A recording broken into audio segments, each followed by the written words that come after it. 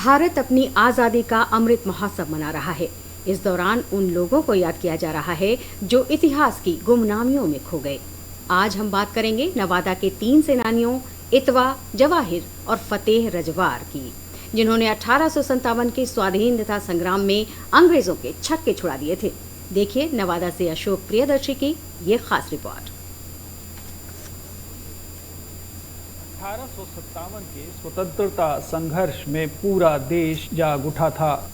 इस दौरान बिहार के अनेक इलाकों में स्वतंत्रता की चिंगारी फूटी।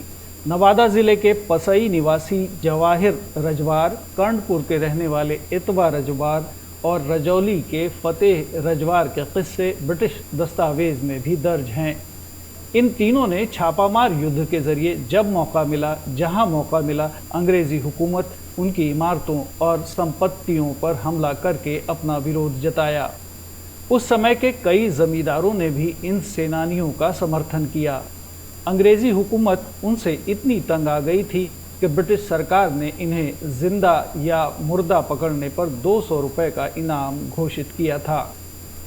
इतिहासकार और साहित्यकार राम रतन प्रसाद सिंह रत्नाकर कहते हैं कि इन अनाम सेनानियों की चर्चा हालांकि इतिहास की कई पुस्तकों में हुई है, लेकिन अधिकतर ये गुमनामी के अंधेरों में ही खोए रहे।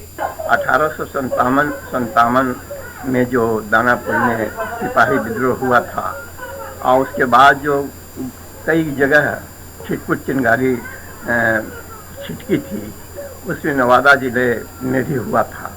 नवादा जिले में खास करके इतवा, जवाहिर और कारू रजवार का नाम आता है, जो कई पुस्तकों में आई है। और इन लोगों के बारे में माना जाता है कि इन लोगों ने जमींदारों के खिलाफ विद्रोह किया था, जमींदार की कचहरी जलाई थी और इसके बाद अंग्रेजों के खिलाफ भी विद्रोह हुआ था। इन्हें गुमनामी के अंधेरों में से निकालने के लिए स्थानीय लोगों ने जन सहयोग से इनकी मूर्तियां स्थापित की हैं। सामाजिक कार्यकर्ता उपेंद्र राजवंशी कहते हैं कि इससे आने वाले समय में लोग 1857 के प्रथम स्वतंत्रता संग्राम में उनके योगदान से परिचित होंगे। देश के प्रथम स्वाधीनता संग्राम 1857 की लड़ाई में इन्होंने अंग्रेज के खिलाफ लड़े थे। लोग चंदा बिहरी इकट्ठा करके सीतामढ़ी के इस राजवंशी परिसर में इन तीनों महापुरुषों का प्रतिमा का निर्माण किया गया। 1857 का प्रथम स्वतंत्रता संग्राम का आंदोलन 1 साल के बाद पूरे देश में धीरे धीरे सुस्त पड़ने लगी थी, लेकिन नवादा और उसके आसपास के इलाके में इतवा रजवार, जवाहिर रजवार और फतेह रजवार के संघर्ष के कारण लंबे समय तक चली थी।